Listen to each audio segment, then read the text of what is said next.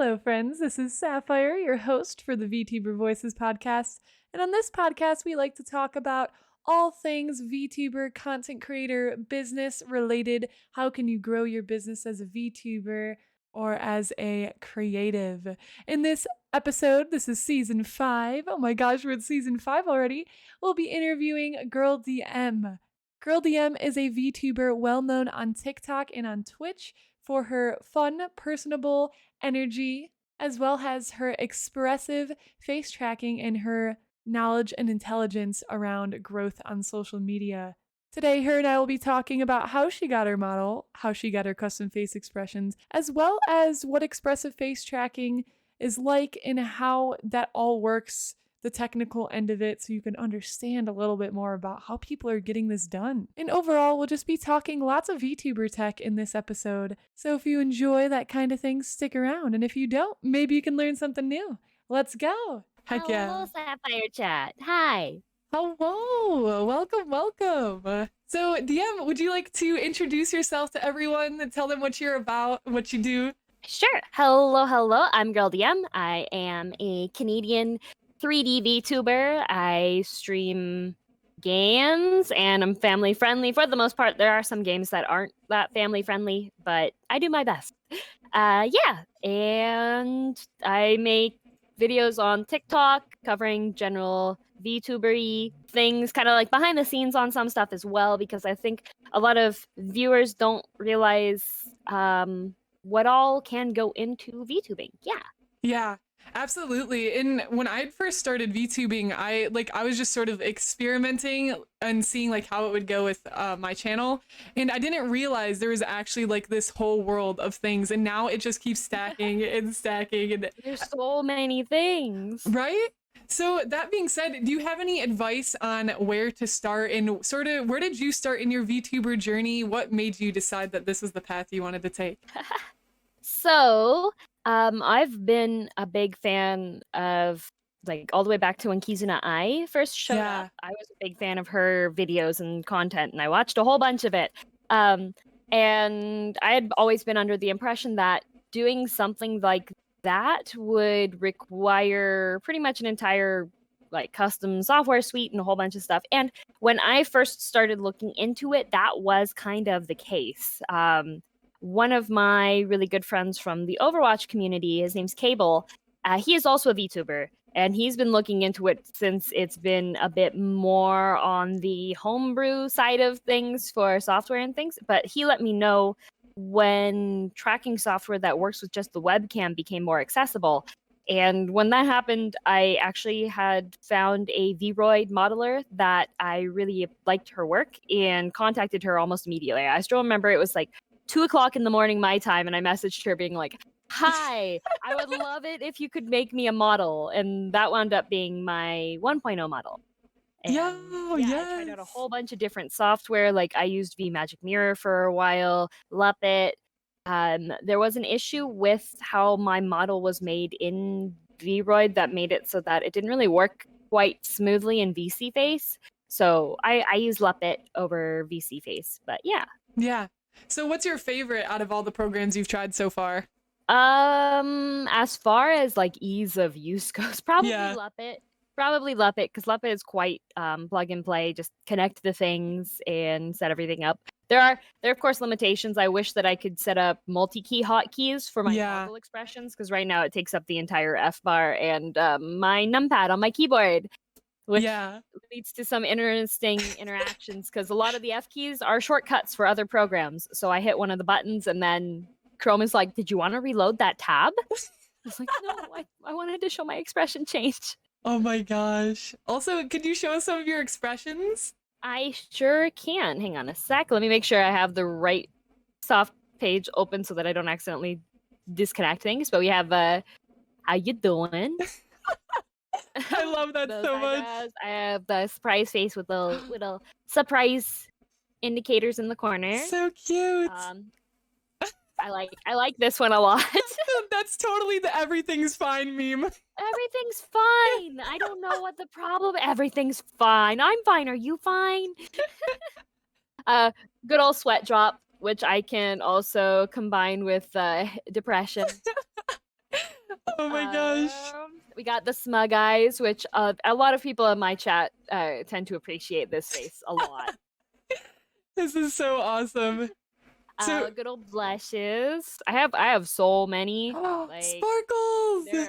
There are so many expressions that I have on this avatar. Like, you don't even know. Oh my goodness. So do you have them all as redeemables in your channel, or do you sort of just go with the flow of entertainment? I kind of go with the flow with it a bit more. Like, I do have... when I had my 1.0 model, the redeems were more changing the outfits. But so far with this one, I only really have this outfit, but I can take the jacket off. Yo, toggleable jacket. Let's go. Yeah, jacket toggles. I don't have my hands cute. plugged in right now, or else I would show a little bit more. I have my jam on my face, and we can get Angie. One of my favorite things, actually, hang on a sec. Let me get a little bit closer here so you can see, because you have to be close up for it. Is I can actually, we can turn off these and. Whoa! Oh my gosh! Face. Yes, it's like the mega cat vibes and cat eyes as well.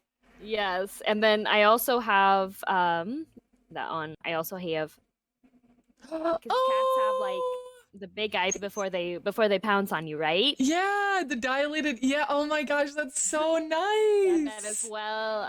I can make that have the face look a lot happier when I'm talking. So yeah, I have a bunch. So many face toggles, which on a keyboard you kind of run out of space for things sometimes, though, which makes it a little bit difficult for setting things up while I'm streaming playing a game. There's been a couple times I've hit one of the buttons. I think it's my which one is it? I think it might be the cherry jam toggle opens up the send bug report menu in Hades. So if you want to explain some of your tracking and sort of how that works as far as facial stuff goes. Sure. So my face tracking, I use an iPhone for my facial tracking. I have an iPhone sitting on my desk right now on just a really basic stand. And I use a program that's called iFacial Mocap, although I think they've recently re-released it as iMocap. Ooh. And essentially what that does is it uses Apple's Face ID technology, which recognizes 52 different face shapes. My model has 52 separate face shapes for all of those different movements. So it corresponds over to all of those different shapes that are recognized by the iPhone.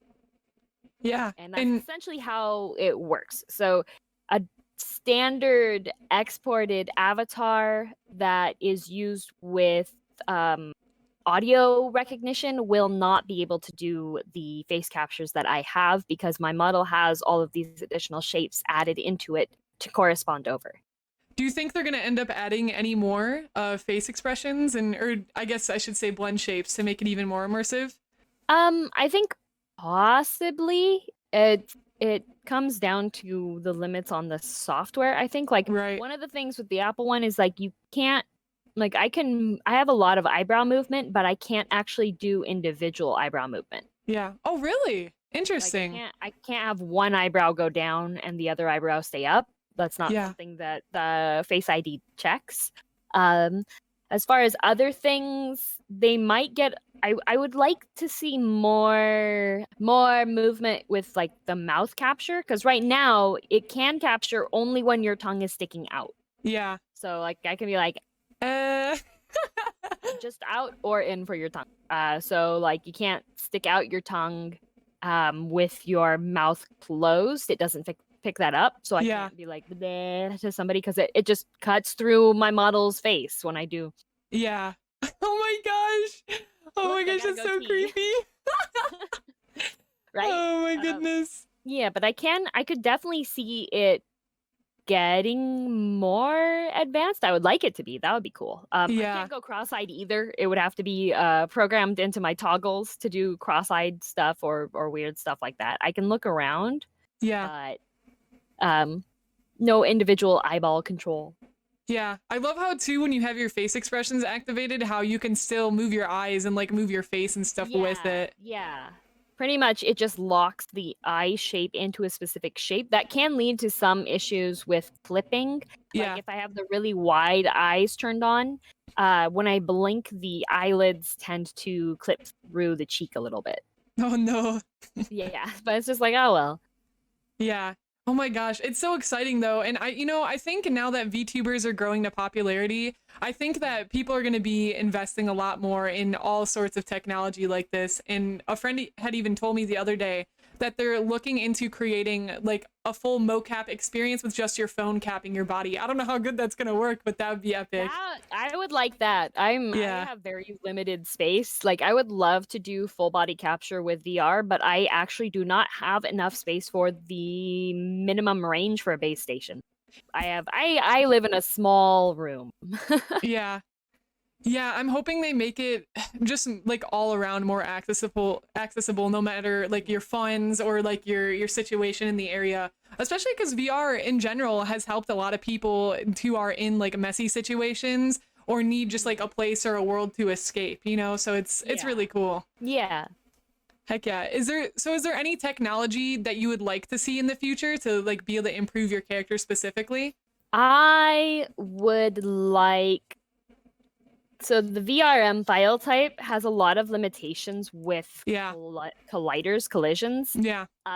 So like you can see when I move my hair around, it does clip through my collar here just because of how collisions are limited with the VRM file type. So I would really like it if the VRM file type could step it up on that in some way, or if there was a new standard that's compatible with software that uses VRMs without too much issue to reduce those clipping problems. That would make it a lot easier with clothing to react properly as well.